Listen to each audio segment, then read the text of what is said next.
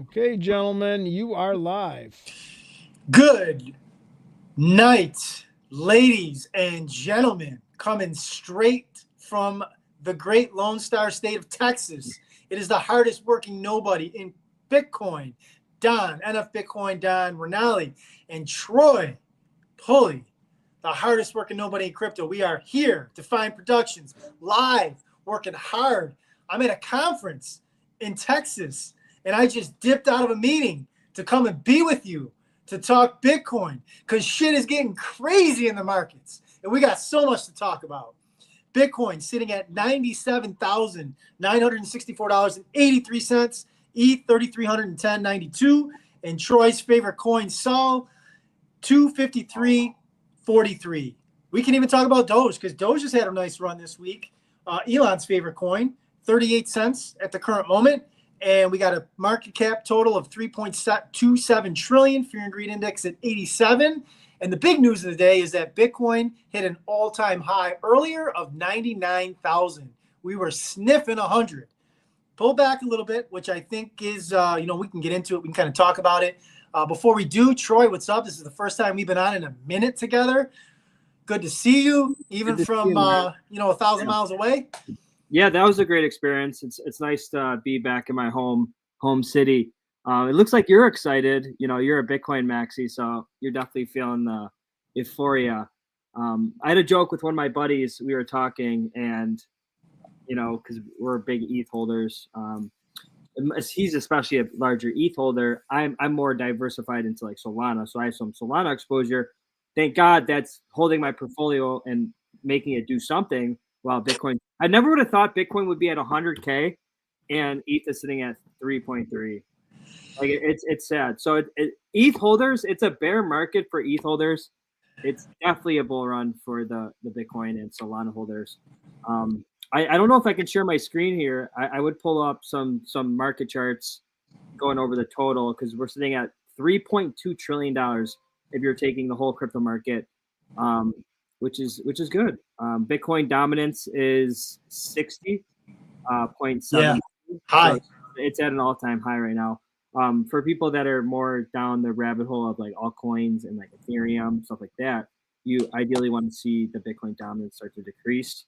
And see the ETH Bitcoin ratio start to bottom out, which I'm keeping a close eye on that because I am expecting a reversal here soon.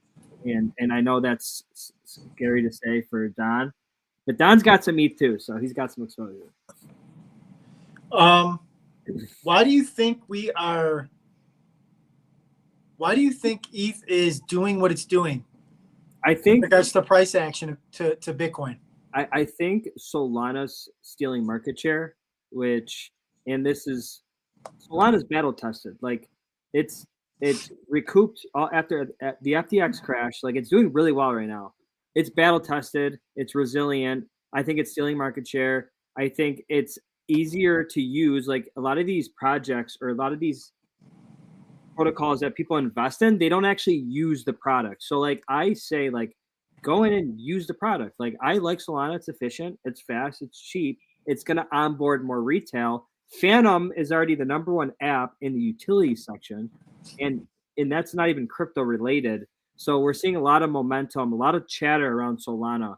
And I think that's why it's stealing that market cap from ETH.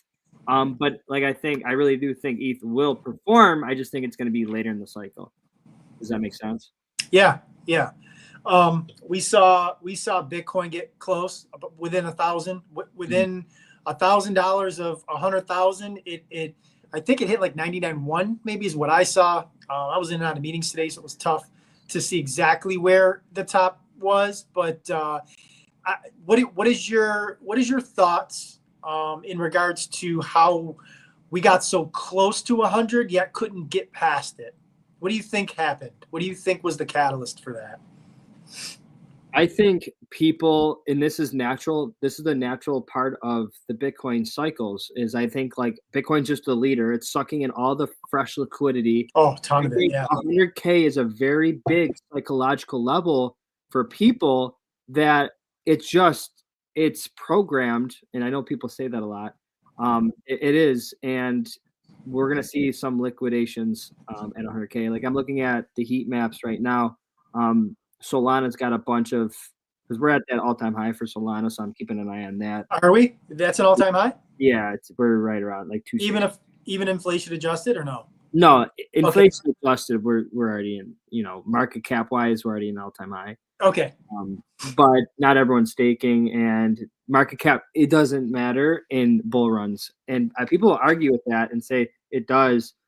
I think this is an attention economy. I think money flows where there's a lot of eyeballs. And I think this is that cycle where a lot of this money is going to be flowing into, these coins. But, just be smart about it. You know what I mean? Like, you don't want to, there's a lot of people that are frowned upon leverage. Like, and I want to talk about, I know we're going to talk a little bit about price today. I go into like news events, but I haven't really talked about this. A lot of experts are frowned upon leverage, but you have to leave because you have to be professional when you're trading on leverage. Because if you just gamble, you're going to lose your tokens, and the goal is to have more units than the previous cycle and the day before. So like we're trying to accumulate more units of these coins and tokens, and it's kind of silly. So if you're going to do that, which I know a lot of people that are doing, especially in my circle, just make sure it's efficient leverage. Don't blow yourself up before things really get crazy. What inning do you think we're in the cycle? I think we're around like 5 or 6. No, not 5 or 6. I think we are probably. I got a tweet here. Yeah, pull it up. It might take me a second to get it up, but I think in the 4-year cycle aspect, we're probably in like the 4th or 5th inning in the 4-year cycle aspect. Yeah, that's what. But in this like targeted section of the bull run, where typically like we are basically going to be, if we go as we have the last 3 cycles from November to November, we are at up only territory. Not up only in regards to we won't still see like 20 or 30% drops in the middle of months, but we are basically going to be seeing like 10 or 11 of the next month, 10 or 11 of the next 12 months, if not all 12, green. So we are in up only territory. And I would say that because of that, we're like in the first inning of this shit. Like this is typically, if this wasn't the cycle where we hit the all-time high so early because of the ETFs, we would just be hitting the all-time high now. Like in 2020, this is when we hit the all-time high, and we hit the all-time high past 20, but we didn't see 60, the first 60 until like 3 or 4. No, it was like 4 or 5 months later was when we got the first iteration of the 60K top out in May. And then we had that weird, funky, market cycle last time because of all the leverage and FTX and Celsius and all the shit that was going on. So we had like double tops that cycle. But this time, without all that nonsense, and some of the other things we're going to talk about, the Bitcoin strategic reserve, nation states putting it on their balance sheets, MicroStrategy just like trading like a stock on steroids, like alpha of alpha stocks. Like we can talk a little bit about that too. Like Bitcoin's getting a lot of the praise in the news, but like in stock circles, like MicroStrategy is doing shit that no stock has ever done. Yesterday, I don't know if you saw this. It was either yesterday. I'm losing my days because of my training that I'm down at. It was either yesterday or Wednesday. MicroStrategy was the #1 traded stock on the exchange, higher than Nvidia, higher than Tesla. Like it just displaced stocks that like it typically would never displace, and it's all because of the leverage position that it has on Bitcoin. And there's a lot of talk that like MicroStrategy is in a perpetual up-only territory as well. And many people that I follow, I'm not one of them, I'm not doing this, but I'm just saying many of the Bitcoiners that I follow are like all in Bitcoin, all in MicroStrategy. Like those are their holdings. Like that's what they're long both. Like it's 3x leverage Bitcoin. So if you're buying that, you're just buying leverage Bitcoin, which is fine. I'm in leverage Bitcoin, but just don't make sure that you're not going crazy. Like how these end. These that don't end well.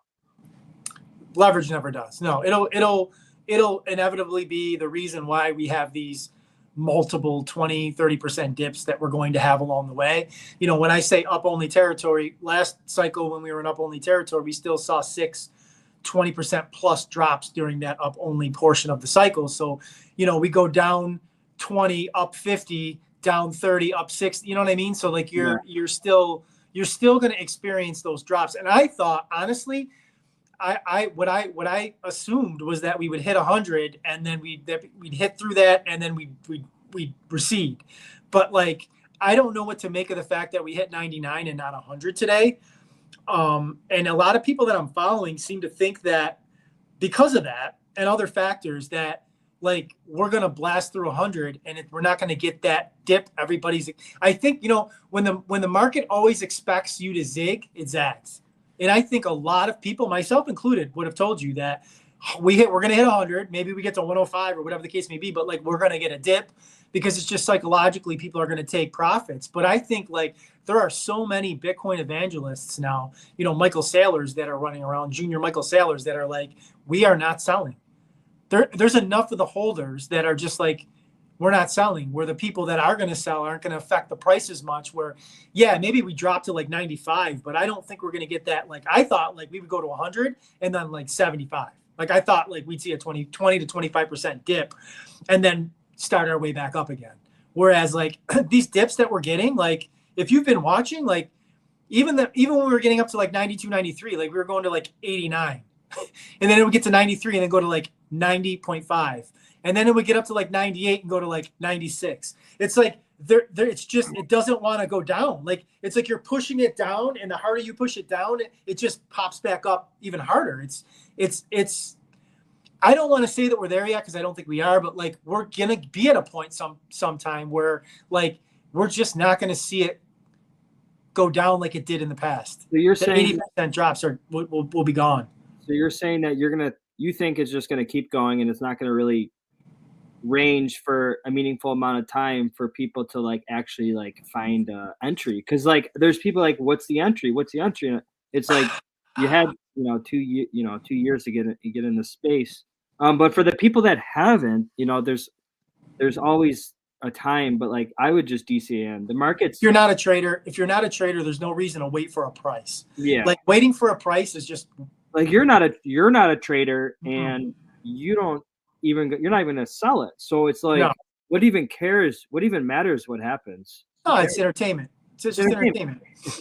And speaking of but I will tell you, dude, it was hard last night to go. We were texting each other. Like it was hard to go to sleep last night because I'm like, I don't want to miss 100 like sleeping. You know what I mean? I want to be awake for it. I want to see it. I want to screenshot it. I want to like feel it. I want to jump on Twitter and like celebrate it with like everybody else that are like OGs like me, or even the people that have been around for like a couple of years. Like for like, I have like this whole, I was thinking about it last night. Like I have this whole, like, I don't know if it's going to be a tweet or it's going to be like a personal message I'm going to record myself saying. Like, I just have all these feelings about like when we hit 100, like what that's going to be and symbolize and like, and I don't know, man. I don't want to spoil it because I have all these thoughts, but like it's literally like at 98 or whatever we're at, 97.7 and 100,000. It's no different. It's no different, like monetarily for me, like. Dude, but just what it means and what it symbolizes, it's like this thing was pennies a decade and a half ago.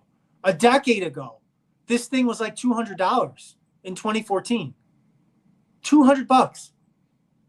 And now we're talking about $100,000 Bitcoin. When I remember when the Winklevoss twins were saying 40,000 when the thing was $200 or $300, and people were like, they're crazy. And it's just like, oh, this thing get to $1 million. And they, okay, slow down, buddy. Let's get to 1,000 again. Or okay, slow down, buddy. Let's get to 10 grand. And it's like, got to 1,000, got to 10 grand, got to 50 grand, got to 69 grand, got to like almost to 100. It's like, and here we are where we traditionally have another 12 months left of this bull run where, man, like to me, the number that feels like right at this point is like 250. I don't know what you think, but it just feels like if we're going to hit 100 before the end of this year, that I think we could see a $250,000 Bitcoin. And I saw somebody tweet the other day that like when we were at 90, it was one of the days we were at 90, and they were like, how does it feel to see like the bottom of the next bear market right now?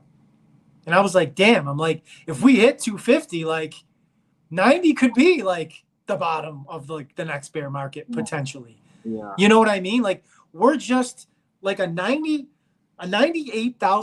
Bitcoin, bro. 99s. I'm saying, but right now, at the current moment that we're filming this podcast, a $98,000 Bitcoin prices out what percentage of the population to just pick up and buy? Like you're talking 90 something plus of the population, even if they have like liquidity or if they have like assets, like how many of them can they really liquidate and get that after taxes or just pull it out of an account, or like even if they have 300 or 400,000 in an IRA or 401k, or they have 90 grand in the bank or 100 grand, how many of them can just take that and put it in something and just do that? Like of just those people, there's just not a lot of people that can get in at this price, and we are not at the top yet. Like we're not even, like we're just getting started. This is a very emotional moment for you, I feel like. Oh, dude, I like last night I was thinking about it, and like I had tears. I'm not gonna lie. Like if I had to film it last night, if I had to, like I was getting ready, like, and I was thinking about it, and I'm like, if I had to film it last night, how I felt, I probably would have got like emotional about it. Like it's just crazy to, like, you know, like around our area, like I'm the Bitcoin guy. Like everybody knows me as the Bitcoin guy. I've been flooding people's news feeds for 10 years about Bitcoin, and people have probably muted me and maybe even deleted me or silenced me or shadow banned me, whatever word you want to say. But like a lot of people in the last like 3 or 4 months have been like, yo, you called it. Like I've gotten people to like message me, yo, you were right. A couple people that I never would have expected. I had a couple people that I don't even really talk to like that private messaged me, not to ask me about anything, not to say, yo, what coin do you think of? They're like, yo, you were right. And it's just like so many things in my life, like have been just like I've gotten wrong, like as an adult. Like I've always like feel like I make things tougher than they need to be. And it's like this one thing, like I got it so right. And it's like, you know what I mean? Yeah. Like it doesn't even matter. Yeah, I've sold some along the way, of course. Like I've taken profits. Like I could have like so much more at this point in the grand scheme of things, dollar wise. But like, you know, I and to this day, even at 100,000 Bitcoin, I don't regret the decisions that I made. I have what I have because I deserve to have what I have, and I deserve to be where I'm at because I did the work. I stayed. I understand it. I embrace it, and here we are, man. Like it's wild.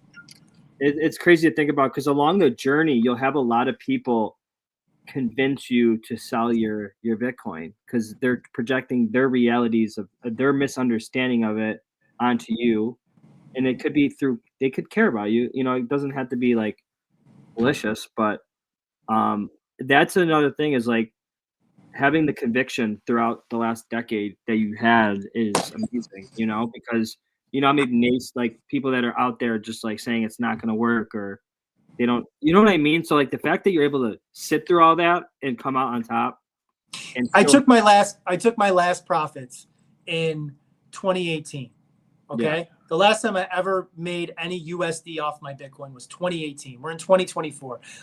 I think it's more impressive to not touch it from 2018 than it was to not touch it from 2013 to 2018. You know what I mean? Like, because at 2018, you got to remember, like, I got in 2013 when it went from 1,000 to 200, and then it went from 200 to 20K.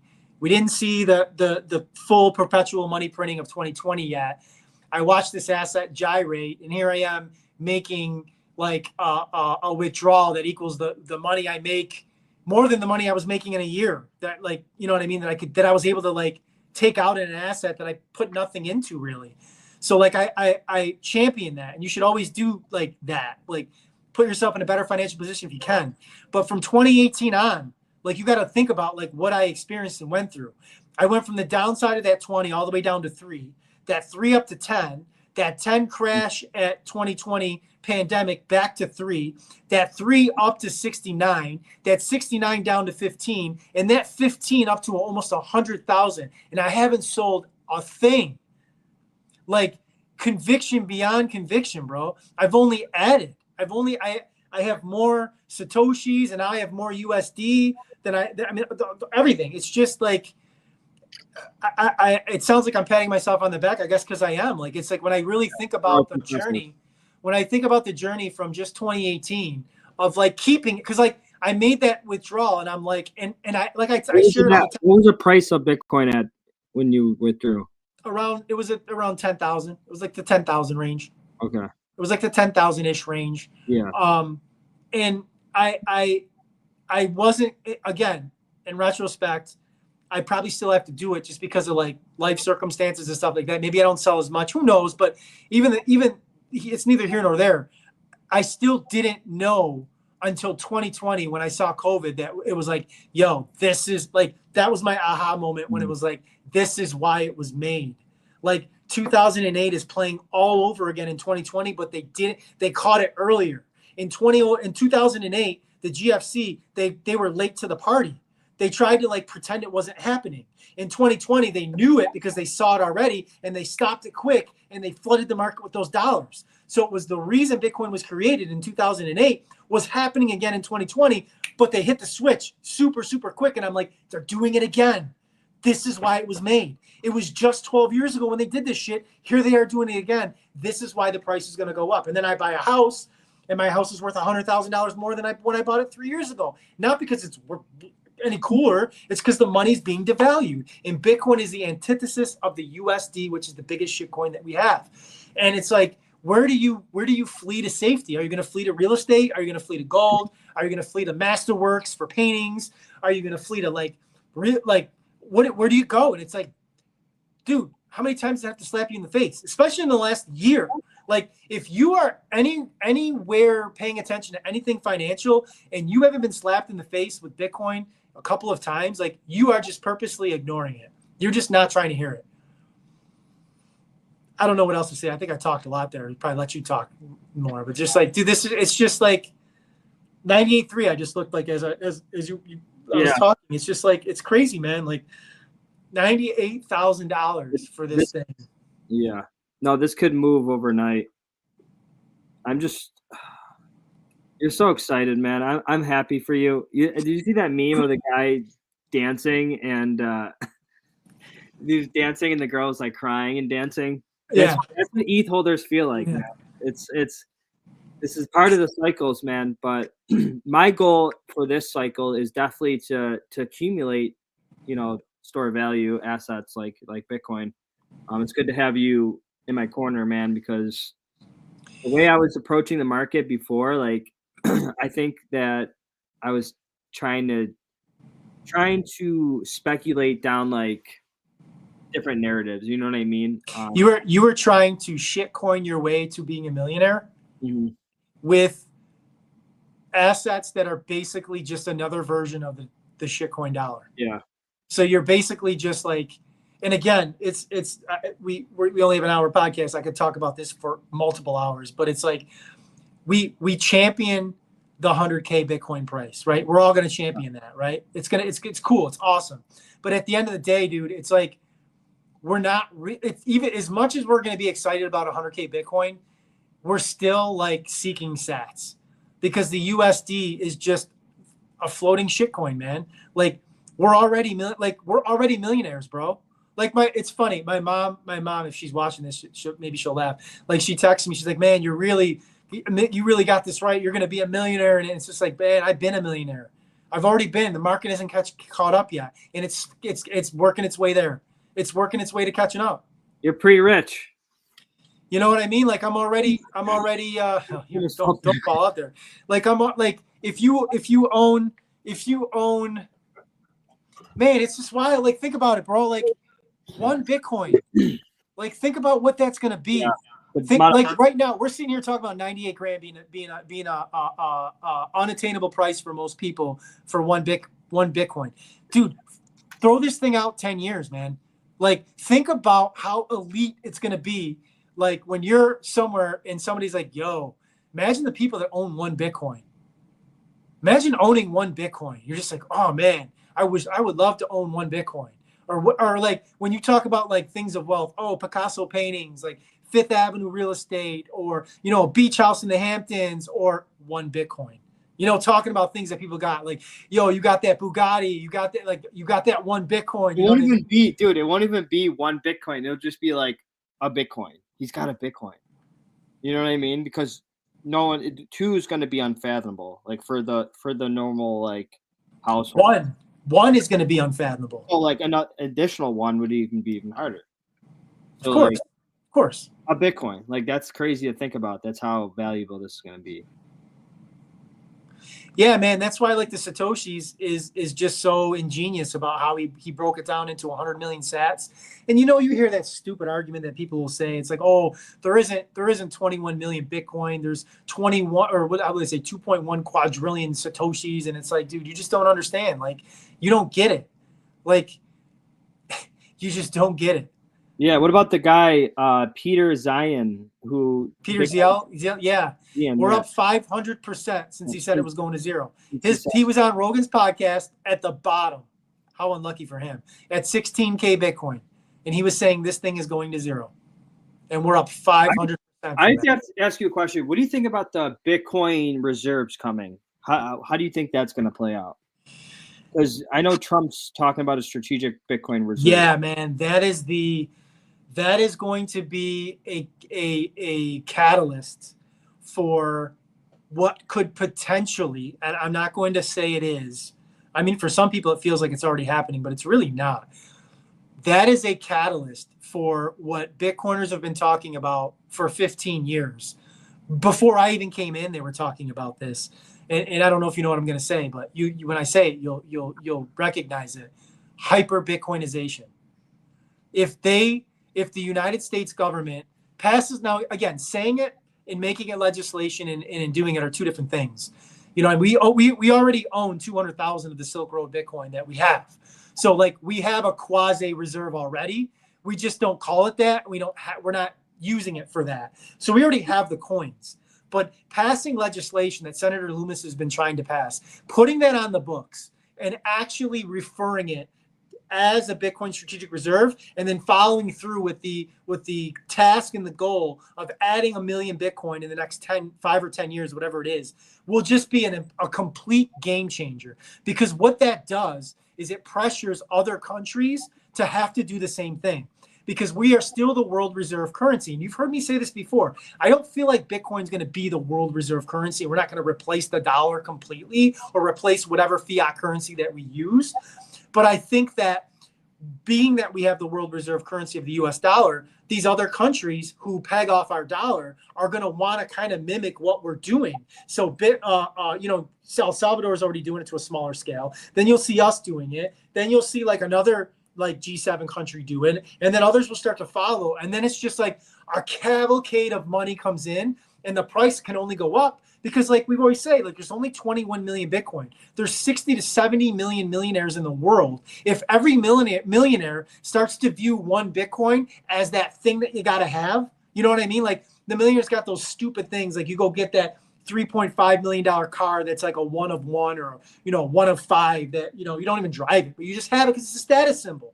Well, we're getting to a place where owning one Bitcoin is going to be a status symbol. It's going to be owning that house in the Hamptons. It's going to be having that rare vehicle where it's going to be like, you know, people are going to be drinking their at a dinner party, like drinking their drink and be like, hey, do you own one Bitcoin or do you own 0.5 Bitcoin? I own one. And you know what I mean? These assholes are going to have these stupid conversations coming into our, it's going to be that, bro. Like that's hyper Bitcoinization. That's what it's going to be when it's that, you know what I mean? And it's going to be like assholes like me and you and others that are like, have no business being in that elite class are going to be like walking through the door like, yo, and people are going to be like, yo, how did he get here?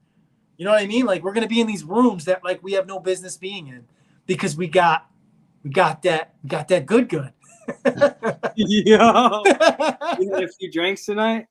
No, I only had one glass of wine. I didn't have enough time. I had to bounce out to come here and film this. I was sitting at my table and I'm like, I'm like, yo, I gotta bounce. Like, I was like, I gotta go film a podcast. And they've been with me all week. Yo, they voted me to do a presentation tomorrow in front of the group. What is it? I got to present in front of like 70 agents and do a presentation tomorrow. They nominated me. They voted secret ballot, like on which what? guy's the most eccentric to talk about the encapsulate the whole week and talk about like the experience. Yeah. They're giving me 2 minutes. I'm like, 2 minutes? I'm gonna need like 10 or 12. Are you gonna incorporate Bitcoin in it somehow? I can't. But they're like, yo, where are you going? I'm like, yo, I'm going to film a podcast. Like, what kind of podcast? I'm like, Bitcoin Peace. And they're like TradFi guys, like, right? what? Are they TradFi guys? Yeah, I'm at a TradFi conference, bro. Yeah. So I told a couple of guys, they're like, yo, that's awesome. That's dope. Like, and it's at like 100K basically right now. So yeah. So, I mean, it's wild, man. It's fun. I mean, it's always fun. Like, honestly, like I was telling some of the guys, I'm like, yo, my favorite part of the week is filming this podcast.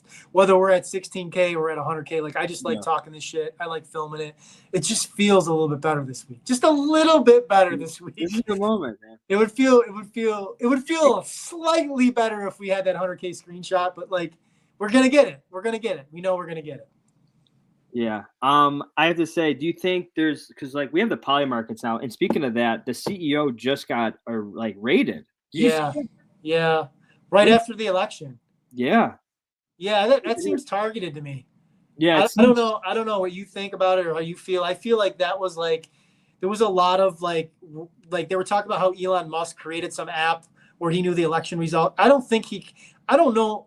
I feel like he was just using the Poly Market app had it like the whole night. Yeah. Like we knew early, like you were texting it to me. Like we knew early what the results were going to really be. And it was basically Poly Market that was like kind of telling us. Yeah. So I don't know, like they were pissed That's because the beauty of the free markets, man. Like, yeah. Yep. How about this? Your boy Gary Gensler got fired, man. No, stepping down January 20th, ironically before Trump is coming into office. That's your boy, dude. Can we pour one out for the homie Gary real quick? Pour one out for the homie Gary. Peace, Gary. Get him out of here. Did you see his thread? Oh, he's a clown. I read like one piece of it. I'm like, I've never seen so much negativity and he's a backlash on a thread, dude. He is a clown. It's so funny. As soon as he leaves, like we're already at 100K. This is the tweet that I was talking about. I can kind of show. I don't know if you can see it or not. You know what's crazy? This is the first monthly candle since the breakout. After breaking out, 2017, 11 monthly candles up the top. 2021, 11 monthly candles up the top. I would argue with that. You would argue with that? I think, dude, the bull run started in like. You see the bottom of that? Do you see the bottom of that? Like, what is that? November 2022? Yeah. December 22? The bull run started there, dude. Yeah, it started like early 23. And we've already had a decent amount of like. Dude, we're up 500% from the bottom. Like if somebody was listening to our podcast, like if we had like one of our early, like when we had like 4 subscribers and like 8 subscribers for like the first couple of weeks that we had this shit going. And it was like, if somebody was like, yo, who are these guys? I'm going to listen to them. What's this Bitcoin? What's this Solana? I'm buying those. I'm putting my bags in those. If anybody did that, listen to you with Solana, listen to me with Bitcoin. They're up 500% in Bitcoin. And what are they up? 2,000 or 3,000% with Solana, whatever. Yeah. Wherever you got this, the 10, was it under $10 when you were telling people to buy it? Yeah, I know. But you can only walk a horse to water, man. But yeah, dude, like that's cool that we're getting some. How's because I haven't been on the podcast the last couple of weeks. How's the engagement? How's like the trends of like retail? Is it get because like typically the bull runs you get more. Not quite there yet. It's still tough. I started a TikTok and my TikTok videos are getting a lot. Like I'm getting over 700 views and everything. And I just started it. It's a week old. Yeah. And I'm getting the Bitcoin videos are getting a little bit of traction. I want to read this tweet because this kind of goes back to talking about the emotional feelings of 100K. This is a good Twitter follow. If you don't follow him, I'll plug him. Not that Elon, at eggplant_Elon. yeah, it's just good. Yeah, I'm going to read this. I'm going to read this to the viewers because I think it's really good. I want to share it. I'll probably get slaughtered for this, but I thought I'd share this stream of consciousness in case it just isn't me. As we inch closer to 100K Bitcoin, something I've never really processed before is hitting me. For years, I've been stacking Bitcoin like an absolute maniac, believing in its potential and telling myself it's the smartest move for the long haul. I've always believed, like deeply believed, from the start, I've been all in on Bitcoin, convinced it was the way forward. I wasn't just casually bullish or riding the hype train. I genuinely saw the potential and committed to it with almost everything I had. Let me clarify what I mean. There's a difference between believing in something intellectually and feeling that belief so deeply it reshapes how you feel or how you see yourself and your future. That deeper level of belief is strange. It's unsettling because it forces you to confront possibilities you never allowed yourself to fully internalize before. So while I've never wavered in my conviction about Bitcoin, this shift feels different. It's not just the numbers on the screen or the "it's coming" tweets anymore. It's the realization that this might work in ways I didn't dare to let myself fully imagine before. To clarify, I'm not feeling doubt. It's about finally understanding the full weight of the belief I've carried for so long. Now, staring down the possibility of 6 figures and beyond, it's starting to feel real, like life-changing wealth real. Honestly, that scares me. I've never been the kind of guy to even think about generational wealth. That happens to other people, people with connections, family legacies, or some lucky break. Not me. It's surreal to think that this might actually happen, that the years of stacking, studying, and hodling strong enough through every dip could genuinely pay off in a way that changes everything. When I say everything, I'm not talking about more comfort or a better lifestyle. I'm talking about responsibility, choices, and a future that feels massive in scope. The idea that this just isn't about me anymore, but will impact my family, my kids,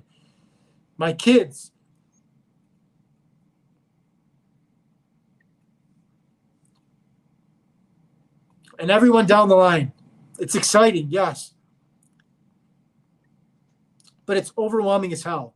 As we edge closer to 100K, it's becoming harder to ignore.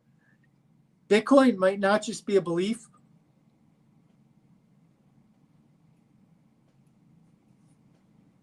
I didn't expect to. Whew. Bitcoin might not just be a belief or a strategy anymore. It might actually work. And that's just a reality I'm not sure I've ever let myself fully embrace.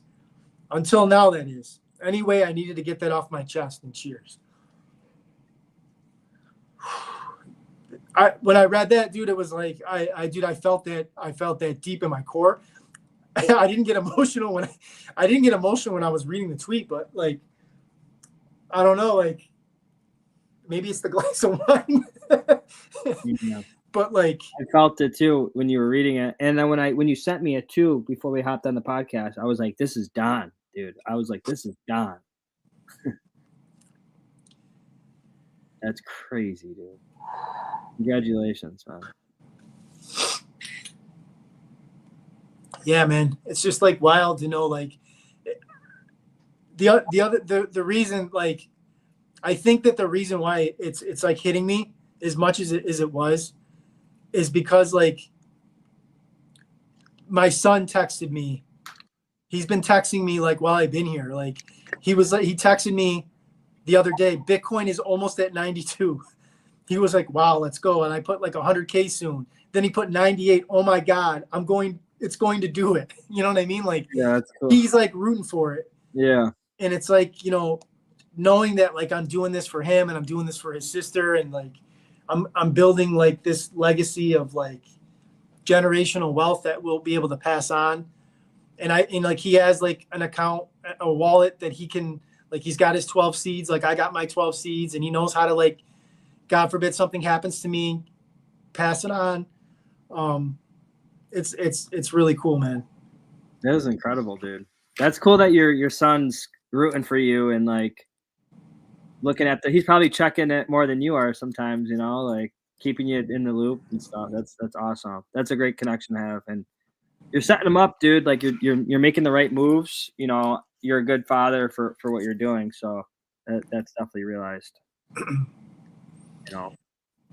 Yeah, dude. Wow. I don't know. That kind of Give that guy a follow. I'm. You didn't weren't following him. I follow him. He's a dude that he's a good follow anyways. But like when I read that, I'm like, there's so many Bitcoiners that feel that like, and it's crazy because I was just saying like that like so many of us are like in this position. Mm-hmm. Like man, you're in a position where like you realize like you secured like long-term wealth. And the future value, is the probabilities is from the decades from now, it's going to be so high that you feel comfortable. You know what I mean? That you took the gamble, not the gamble, but you took the chance. You had faith throughout the process, and it paid off. I've shared this on the podcast before. Like I started late. I was a late bloomer to like financial literacy, so I didn't start saving, like retirement saving, until about 15 years ago. Like 31-ish, right? So I was saving for 15 years in a 401k, 403b is like what I was using for the kind of work I was doing. And it's like my Bitcoin account dwarfs all the money I've been saving for 15 years. And the markets have been good. So like my returns have been good in my 401ks. And it's just like if I wasn't saving in Bitcoin and I just had to rely on what was in that 401k, man, I wouldn't have a shot. You know what I mean? I just wouldn't have a shot. Like Bitcoin gives me a shot, even not selling it. You know what I mean? Like the leverage that I'll be able to do with that as an asset to open up the door, like as products mature, like we've talked about before, like I'll be able to like leverage that and get some value and do things that I would never be able to do with any other vehicle that wouldn't be accessible to me because I would never be able to own it. Like I'm never going to own a property that's worth millions of dollars. I'm never going to own a valuable painting that's worth millions and millions of, like, I'm not going to, that wasn't my path. Like I wasn't born into that situation. Like, and Bitcoin is going to provide that to my family. Like I struggled and I had to like grin and bear it for all this time and suffer so they don't. Yeah. Yeah. No, yeah, for sure. No, I mean, it's definitely doing what it's supposed to do. And, I tell people that are trading, like, you have to think of more of like of a longer term time horizon. Have a look at everything in a higher time frame and zoom out, because so like how I like to approach a market is I like to like have that small like magnifying glass like on the market, like trade, but you always got to have that, I feel like, long-term bigger picture view, especially on like something like Bitcoin, which is disrupting a lot of economies. And I think this is the path forward, and they need people like you, dude. Like you're here. Like there's so many other people out there too that have been contributing to the space for so long. So that's incredible. Yeah. I'm hoping like, this is fun. This podcast is fun. I'm hoping, we're going to get towards the part of the bull run where like we can get some more eyes and we can get some more interactions with people. And I would love to collaborate with other, podcasts and other Bitcoin or even crypto. Like you're a crypto guy, it's fine. I can razz some shit corners. I can, it's fine. I think it'll just be good to like celebrate with other people that are winning. You know what I mean? Like, yeah, there's enough room in this for all of us to like, share in the knowledge and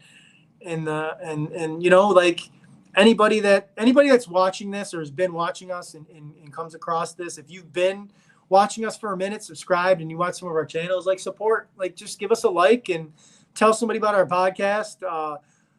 I mean, I think it's obvious after the last 15 minutes, like this is more than just like, oh, I'm talking about Bitcoin, or oh, I want to get rich on Bitcoin. Like dude, it's just like so much deeper. More than that. Yeah, it's more deep.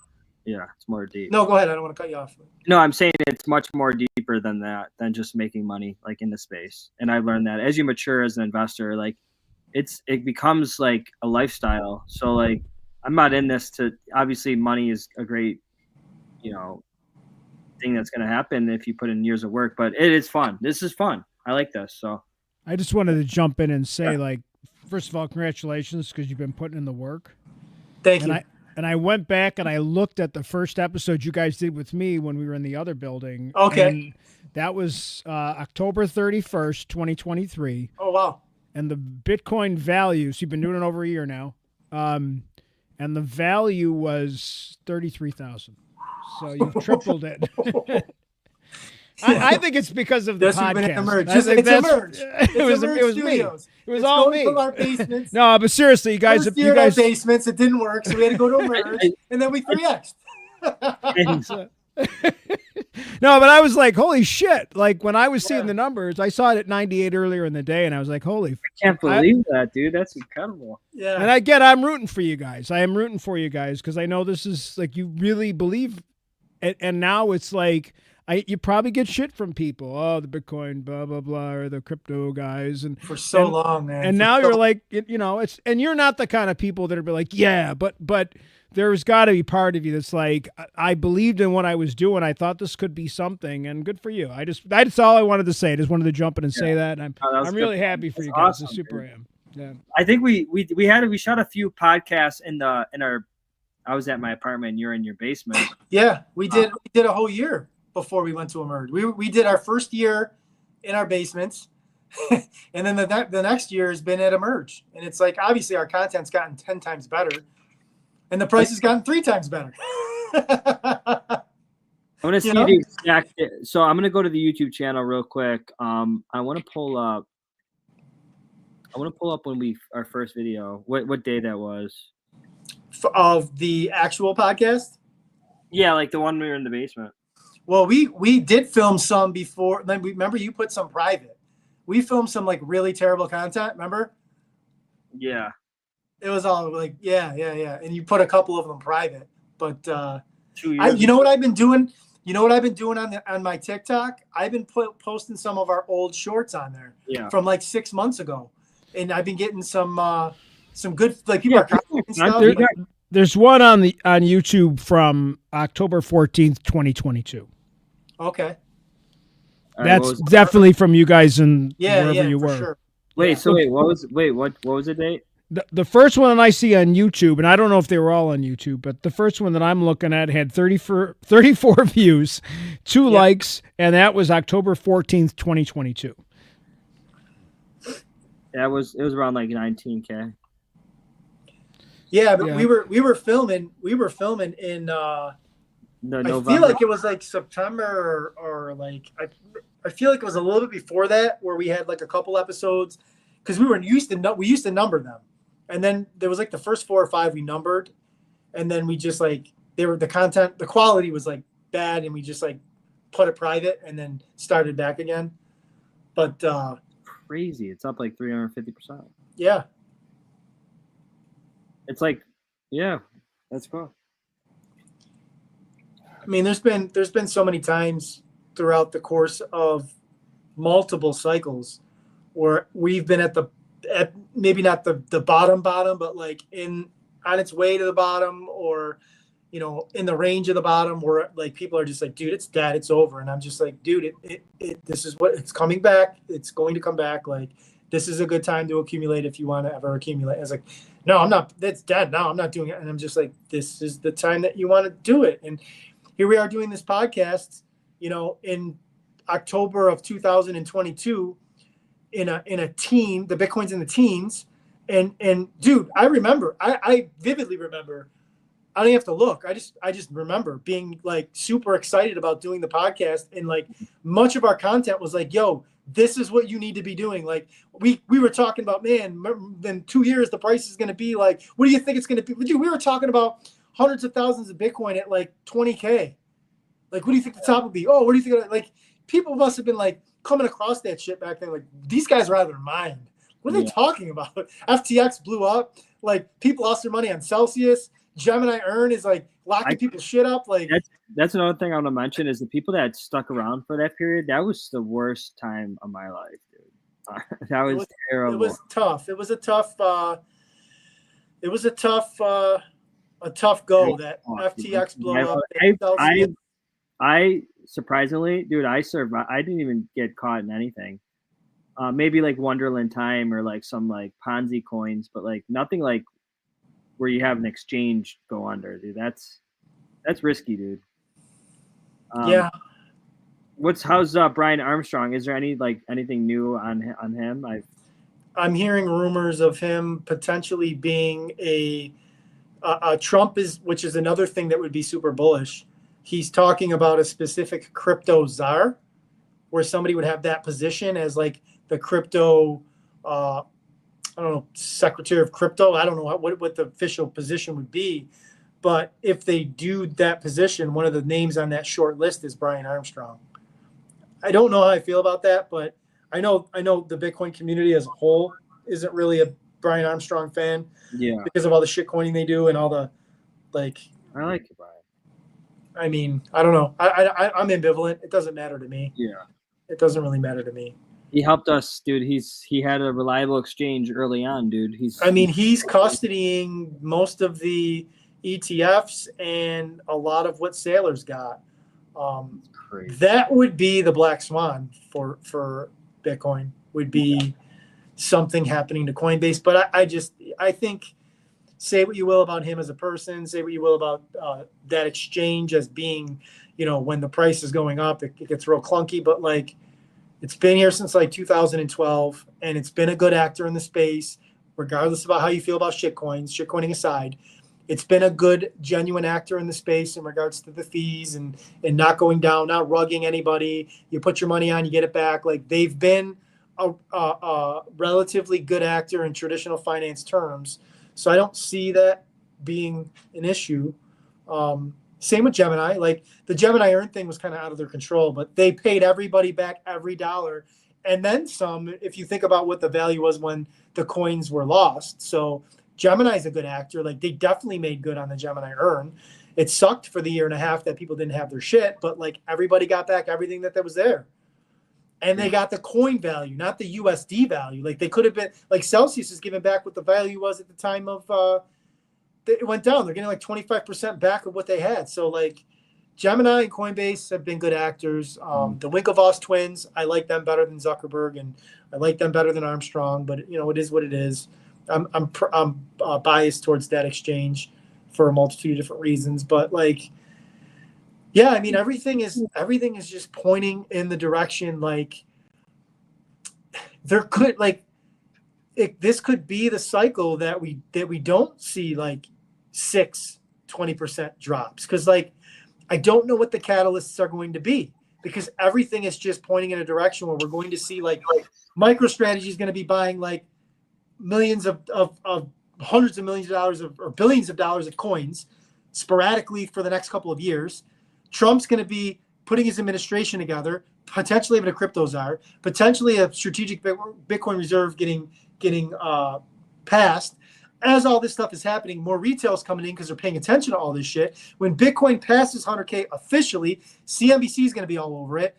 Fox News is going to be all over it. CNN's going to be, all the traditional shit that doesn't even talk finance are going to talk about it. So then you'll have retail FOMOing about that. It's just like, where are those events and where are those things where like, who's going to want to be selling? Like, outside of like hardcore traders that are trading in and out, like, where are your big sell walls going to come from? Like, who wants to be out of this right now? And surprisingly, there are people that are shorting this.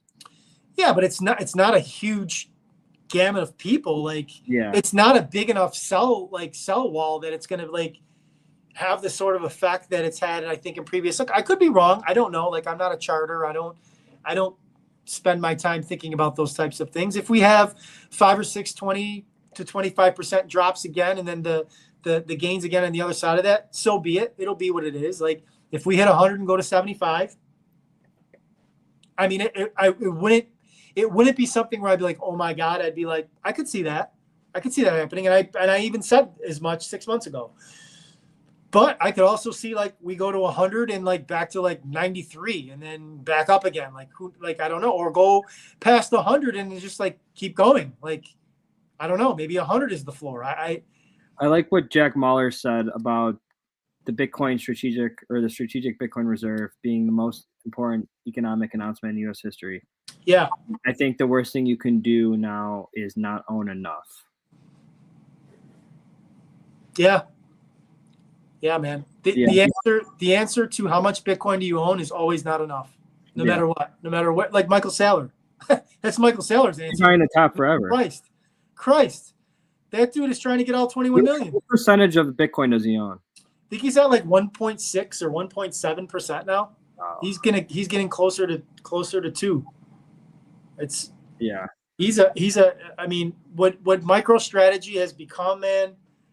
They saved that company. He's just on it's just wild. And it's why what's really, really wild is that nobody else in the last 2 years on the scale that he's been doing it, or even close to that, has attempted. Like, you got your little spots that might put like 14 million in Bitcoin on their balance sheet, or 20 million on their like smaller scale, but nobody where you see like they're making a $500 million buy or $1 billion buy and putting that, like, you're just not seeing it. Like, it's just, and we're getting to like a price point like where it's like, how many coins can you get for your dollar now? Like, when Saylor made his $500,000 purchase, his first one, I think the price was like 10,000. Like, he got 90% more than you can get if you were to make the same purchase today. 4 years later, he bought $500 million at 10K a coin. Now, if you want to make that same $500 million purchase, USD wise, you're getting 10% of what he got. Yeah.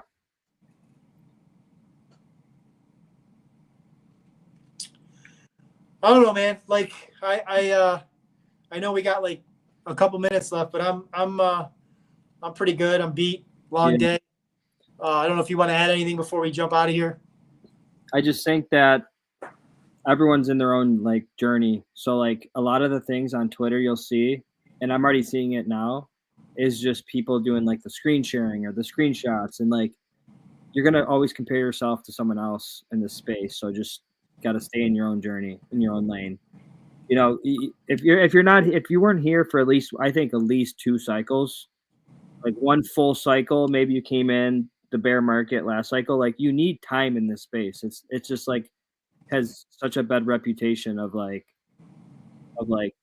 either bad actors or just quick money, and that's just not a great like mindset to have. So yeah, man. You got any questions for Don? My dad, so he's a big Bitcoin skeptic. So still at 100,000. Oh God, I'm not a skeptic. I just hey, what's up, Mr. Paulie? How you doing? Good. How are you? Good to see you. Good to see you too. I always tell Troy, diversify in the diversification of diversifying. I don't know if that makes sense. Just keep. So he's basically saying invest in with like an asset class, is like buy different stocks. But I feel like well, I want to say something to that. As long as we still are operating in a US dollar system, you still have to have fiat to live. You still got to pay a mortgage. You got to pay your bills. So some portion of your portfolio is going to have to generate some sort of cash, especially if you're like me and you're not selling your Bitcoin. I can't pay my bills on something I'm not going to spend. So there's other things that you can do and other ways that you can diversify to get that generating of wealth in other areas. So your dad doesn't give bad advice. I generally agree with what you say. I'm just telling them take profits along the way, so when it does drop, you can you have some seed money to buy. Because if you're constantly in the bull mindset, you don't have any money at the end possibly to reinvest when good potential comes. So you want to take a little profit, pay a little tax. You're gonna always do that, whether it's traditional stock trading or not. But of course, don't just keep riding the horse. You gotta take a little something on the way, put it aside. Something drops, you got seed money to buy it, and that's what Yeah, that's some old school wisdom right there. Well, I lost. There you go. During the e-boom. I lost. I put everything in e-toys and traditional. Qualcomm was like from 20 to 700. You know, we were all excited. We thought- Pets.com. Remember that one? Pets.com. That was supposed to be the .com. Yeah. I lived through that. You know, Yeah. I had 10 grand for my self-employment on the sidelines, which was a lot to me at the time. I was in my early 30s. And I just started buying big stuff, like $2,000 on this, $2,000 on that, rather than dollar cost averaging. And I took a beating, you know, and I don't want to see him or any of you guys do that.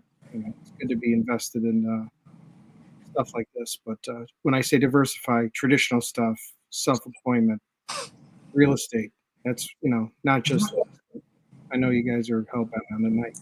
I respect it.